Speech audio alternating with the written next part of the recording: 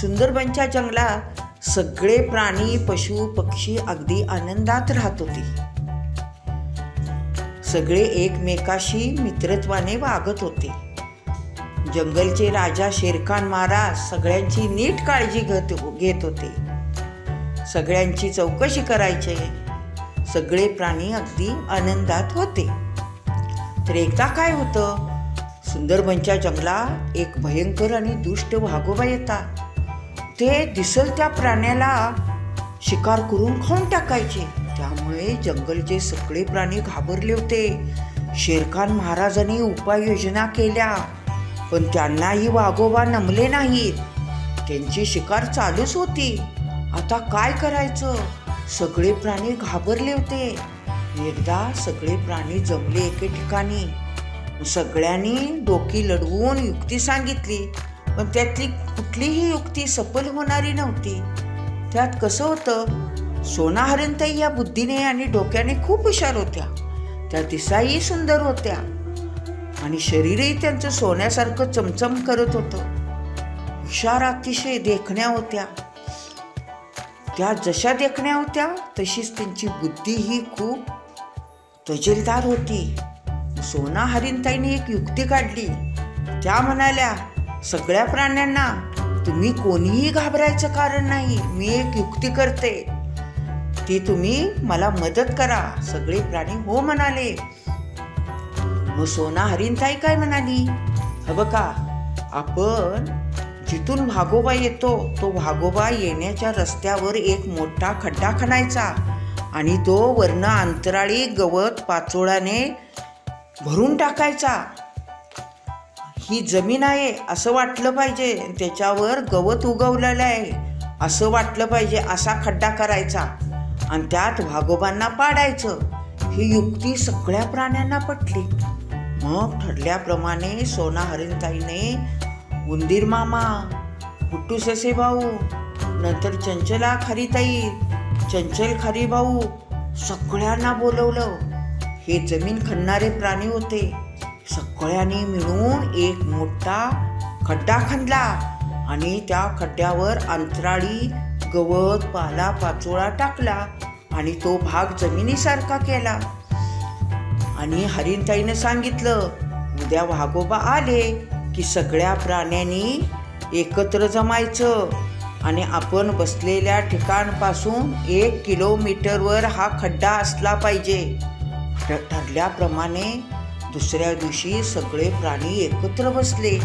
जिथं प्राणी बसले होते तिथून 1 किलोमीटरवर हा खड्डा होता. मग झाल्याप्रमाणे काय झालं, वाघोबा आले की डरकाळी फोडीत. सगळे प्राणी घाबरले. आता कोणाची शिकार करतात? उंदीर मामा, गुट्टू ससे भाऊ, लांडगे मामा, कोल्हे दादा, बोले हत्ती दादा सगळे प्राणी सैरावैरा पळत सुटले. कुणाला जिथं जसे मिळेल तशी जागा लपत राहिले. कोण झाडीच्या आड लपले, कोण लांबवर पळत गेले. आपल्या जीवाच्या भीतीने सगळे प्राणी घाबरलेले होते आणि दडून बसले. पण सोना हरणताई ह्या दडून बसल्या नाही किंवा घाबरल्या नाहीत. त्यांना बघून सगळे प्राणी निघून गेलेले बघितल्यावर वाघोबांचं लक्ष गेलं सोना हरणताईकडे. त्याने बघितले ही हरणताई आता आपल्या जाळ्यात सापडली, म्हणून ते तिचा पाठलाग करायला लागले. पण वाघोबा जसे मागे यायला लागले तसे सोना हरणताई पळत सुटल्या.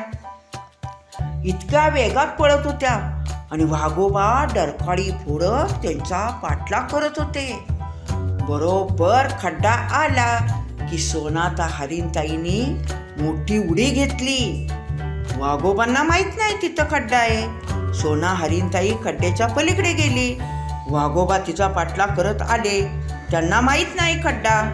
त्या वाघोबा त्या खड्ड्यात खोलवर पडले आणि आपल्या प्राणाला मुकले. हे बघितलं सोना हरणताईला खूप आनंद झाला. सोना हरणताई पळत पळत पाठीमागे आल्या. मग झाडीत लपलेले, पळून गेलेले, दडून बसलेले सगळे प्राणी एकत्र आले. त्या प्राण्यांना खूप खूप आनंद झाला. त्यांनी सोना हरणताईचे खूप कौतुक केले आणि सगळे प्राणी म्हणाले, अगं सोना हरणीताई, तुझ्यामुळे आपल्या सगळ्या प्राण्यांचा जीव वाचला. शेरखान महाराजांनी सोना हरणीताईला मोठं बक्षीस दिलं. मग सोना हरणीताई म्हणाली, अरे माझ्या मित्रांनो, जंगलवासियानो, संकट आलं की कधी घाबरायचं नाही. त्या संकटाला सामोरं कसं जायचं याचा विचार करायचा. आपल्या डोक्यात बुद्धीचा वापर करून ते संकट पार करून आयुष्यात आपल्याला पुढे कसे गेले पाहिजे याचा विचार करायचा. संकट आले की संकटातून मार्ग काढायचा, घाबरून जायचे नाही.